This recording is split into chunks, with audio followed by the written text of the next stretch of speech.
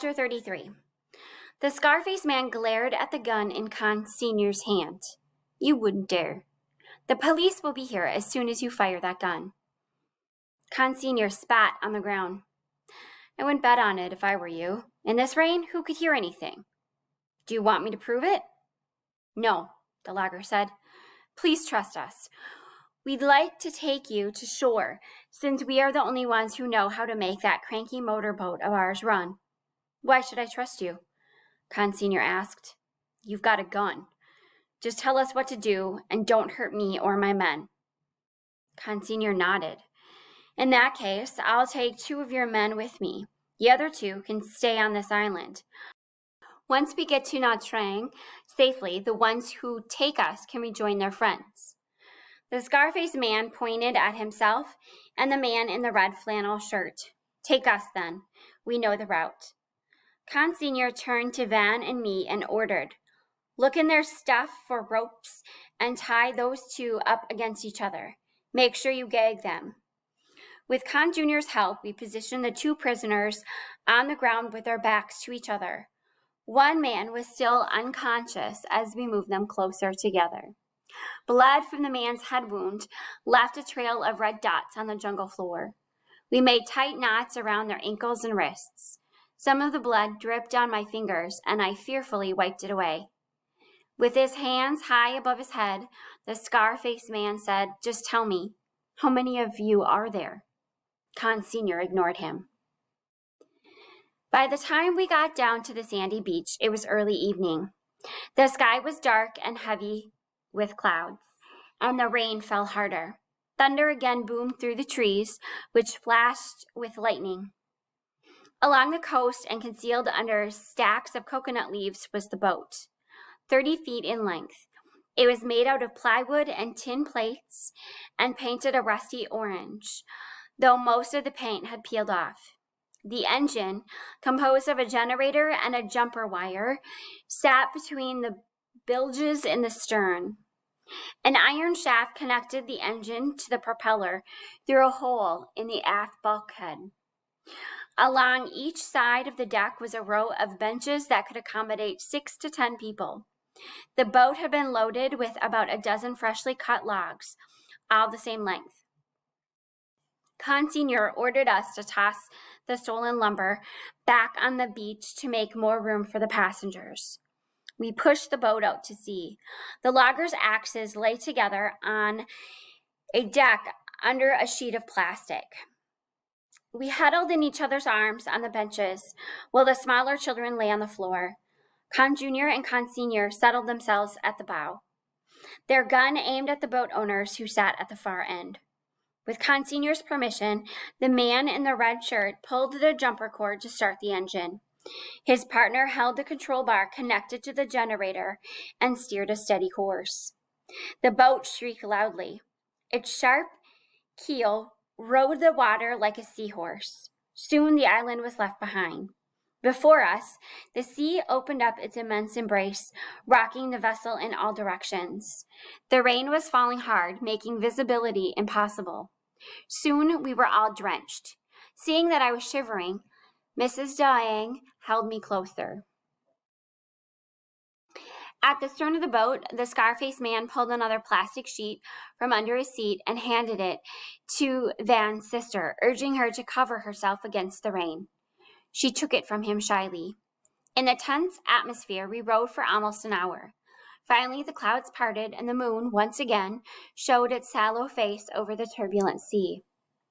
The Scarface man shouted to Con Sr., listen to me and don't shoot. I need to feed the engine some fuel. She is getting empty. The gas can is over there. He pointed to a large tin-coated iron container lying next to the axis. No, Con Sr. replied. Please, listen to the engine sound. She will stop in a few minutes if we don't feed her. Con Sr. warned him. Fine, but do it slowly so I can see you. Stay away from the hatchets. If you do anything suspicious, I will not hesitate to shoot. The prisoner nodded and reached for the container. The tank seemed heavy. He had to use both arms to lift it up and drag it across the desk. He turned his back to Consignor as he moved slowly toward his seat. Suddenly, he tripped on a piece of wood on the floor and fell forward. Still holding the container, he swung his arms 180 degrees, whirling to face Consignor. The tank of fuel in his hands flew through the air like a flash of lightning. "Be careful!" Consignor screamed out. To our shock, the scar-faced man burst out laughing and looked at us triumphantly. The fuel container was locked in his fingers and dangling over the edge of the plywood gunwale above the dark sea. He winked at Consignor, waving the tank back and forth. "Shoot me if you dare. This can will end up in the bottom of the ocean, and so will you when the boat's out of gas." "What are you doing? I thought we had a deal," Con Jr. blurted out, standing up with clenched fists.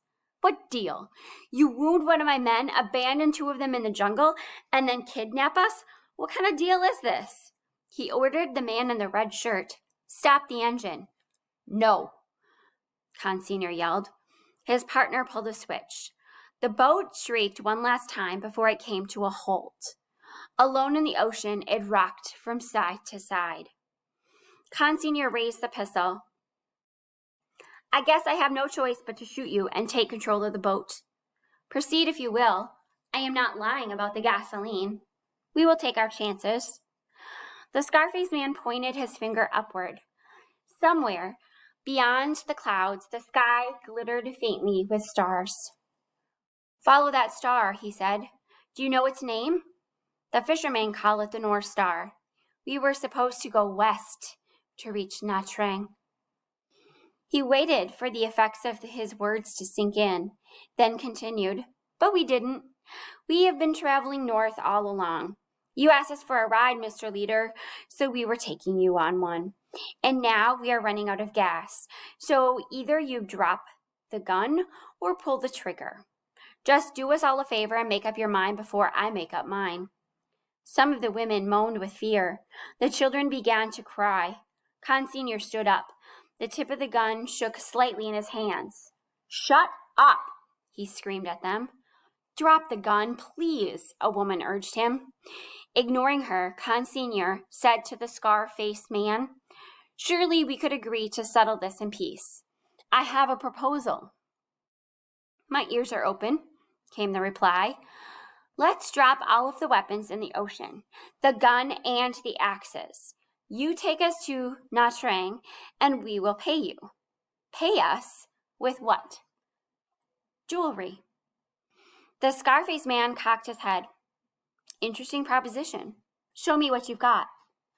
Consignor looked straight ahead, one hand clutching the gun while the other unhooked the watch from his wrist. "This is an Omega. It's worth a lot of money. I'll trade it for my son's life." "Father," Con Jr. whispered, "you can't give that away. It's Mother's gift." "Shut up," he snapped. Turning to us, he ordered, "Take out your possessions. Show the men that we want to make peace." The runaways fumbled in their clothes and pulled out their hidden treasures, a pile of watches, diamond rings, gold necklaces, and bars of gold and silver collected at the feet of the logger. His partner scooped them up and shoved them into his pockets. The scar-faced man said to Consignor, "I'm not yet agreeing to this deal. Without the weapons, you still outnumber us. We won't stand a chance. What do you want us to do?" "Send that buck-tooth guy over here." He indicated Con Jr. "We'll hold him hostage. If you don't behave, we'll kill him." Consignor swallowed. "Take me as your prisoner instead. Leave my son out of this." "It doesn't matter which one. Just drop the gun and come over here." Consignor laid down the gun and said to his son, "Make sure you throw away the axes first, then the gun." With his hands above his head, Consignor walked across the deck. The man in the flannel shirt grasped his wrist and twisted it against his back, forcing him to his knees. Silently, the women threw the weapons into the ocean, and Con Jr. did the same with his father's gun. In front of our frightened eyes, the scar-faced man lifted the gas tank and slowly opened the cap.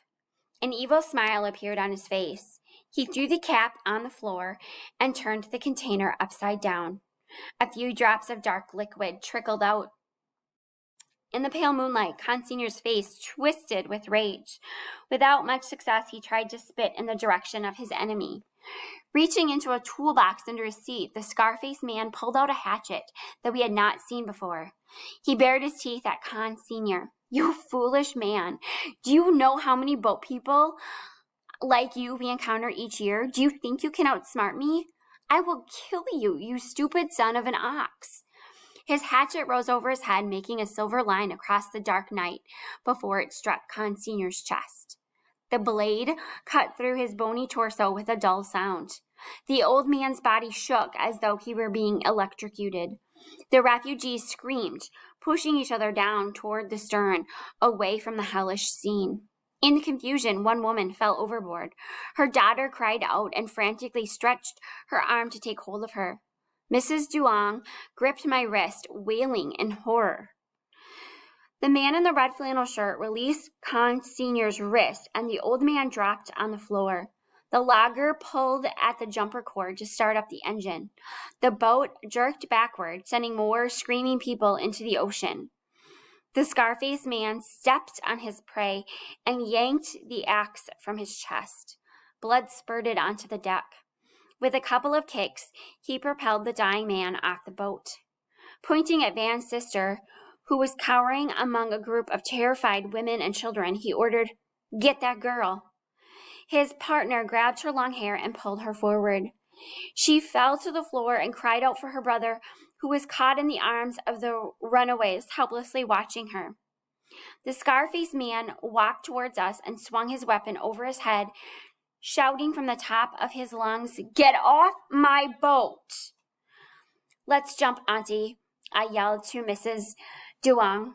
She looked at me with a strange calm. "I can't. I don't know how to swim." All around me, people were leaping off the boat in groups, screaming their way into the darkness below. I held her hand. The madman was approaching. "Let's go, Auntie." "No," she whispered. "Please follow me."